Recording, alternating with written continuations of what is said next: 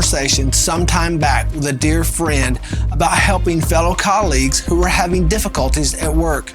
It is natural for us to want to lend a hand. We often do the same thing in our daily lives with loved ones or family members.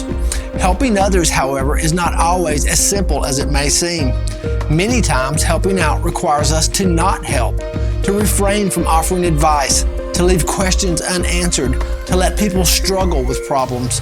Many times, our reasons for helping out are based on a shallow and untimely selfish notion that is concerned with eliminating our own unease rather than truly lending a hand.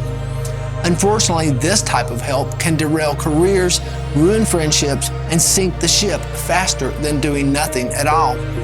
This type of help is referred to as idiot compassion. It receives this name not because of the people who perform it, but more so because of the type of people that it produces.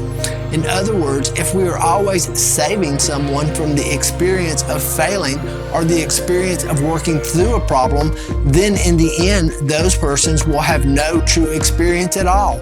We always save them from it. We see this type of compassion all around us in our schools and our society. Coworkers do not want their teams to fail. Parents do not want to set too high a standards for their children. Or we accept mediocrity because we do not want anyone to feel left out.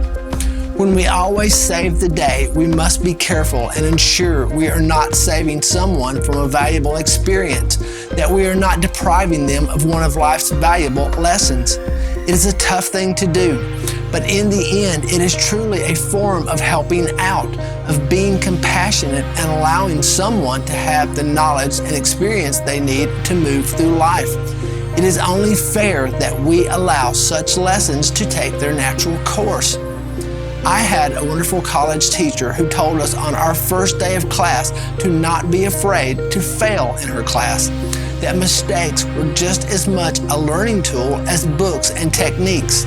It's a beautiful lesson I have carried in my heart ever since. So have a great day and carry this with you. How far you go in life depends on your being tender with the young, compassionate with the aged, and sympathetic with the striving, and tolerant of the weak and strong, because someday in life you will have been all of these. Peace and love, Jim.